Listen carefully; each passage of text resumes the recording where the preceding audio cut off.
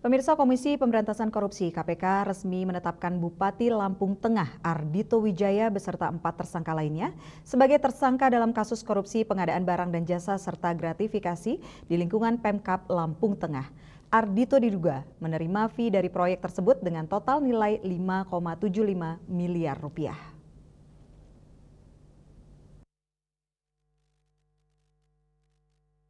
Komisi Pemberantasan Korupsi KPK menetapkan Bupati Lampung Tengah Ardhito Wijaya sebagai tersangka dalam kasus penerimaan hadiah atau janji terkait pengadaan barang dan jasa serta penerimaan lainnya atau gratifikasi di lingkungan Pemkab Lampung Tengah tahun 2025. Selain Ardhito, ada 4 tersangka lainnya yang ditetapkan KPK, yakni Ricky Hendra Saputra, anggota DPRD Lampung Tengah, kemudian Ranu Hari Prasetyo, yang tiada lain adalah adik Ardhito, selanjutnya PLT Badan Pendapatan Daerah Lampung Tengah Anton Wibowo dan Direktur PT LKK Mandiri Muhammad Lukman Syamsuri. Kelimanya ditetapkan sebagai tersangka setelah sebelumnya dilakukan operasi tangkap tangan pada Rabu 10 Desember lalu. PLH Deputi Bidang Penindakan dan Eksekusi KPK Mungki Hadi Pratikto dalam konferensi pers di Gedung Merah Putih Jakarta pada Kamis 11 Desember mengatakan, kasus ini bermula pada Juni 2025, di mana Ardhito Wijaya selaku Bupati Lampung Tengah diduga mematok fee sebesar 15 hingga 20% dari sejumlah proyek di Pemkab Lampung Tengah. Untuk melancarkan niatnya tersebut, Ardhito sebelumnya meminta anggota DPRD Lampung Tengah, Ricky Hendra Saputra, untuk berkoordinasi dengan tersangka lainnya guna mengatur pemenangan pengadaan barang dan jasa di sejumlah SKPD Lampung Tengah melalui mekanisme penunjukan langsung di e-katalog. Atas pengkondisian tersebut, Ardhito diduga menerima sejumlah fee dengan total nilai mencapai 5,75 miliar rupiah. Kini kelima tersangka ditahan selama 20 hari pertama terhitung sejak 10 hingga 29 Desember 2025. Pada bulan Juni tahun 2025, Saudara AW selaku Bupati Lampung Tengah periode 2025-2030 diduga mematok fee sebesar 15% sampai dengan 20% dari sejumlah proyek di Pemkab Lampung Tengah.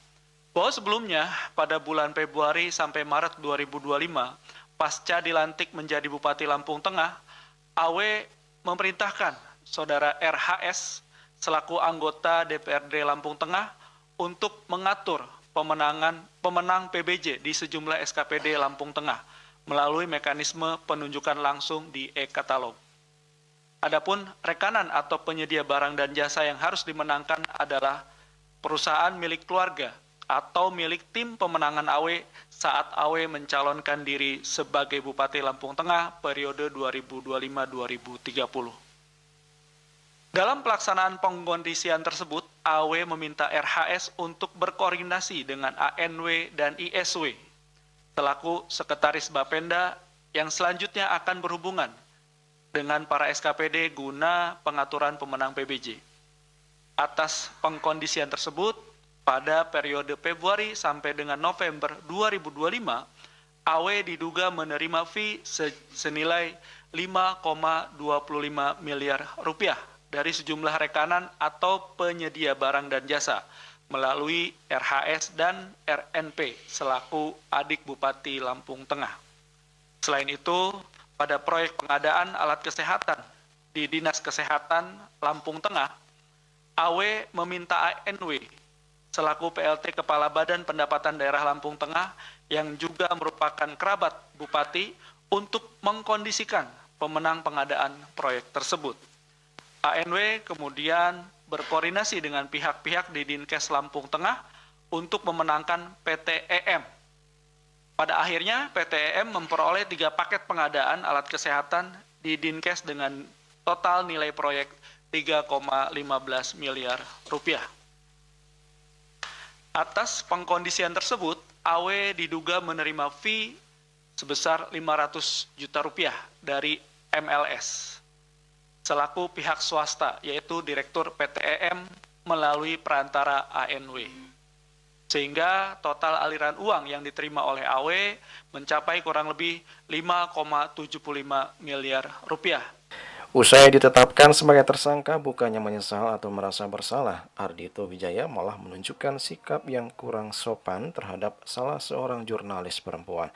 Saat dikonfirmasi media terkait dugaan korupsi yang dilakukannya, Ardhito bukannya menjawab pertanyaan melainkan hanya tersenyum, bahkan menggoda salah satu jurnalis perempuan dengan melontarkan kalimat, "Kamu cantik hari ini."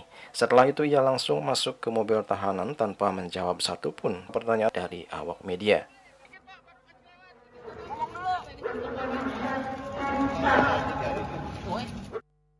Juli Suwarte dan Ketut Semadias melaporkan.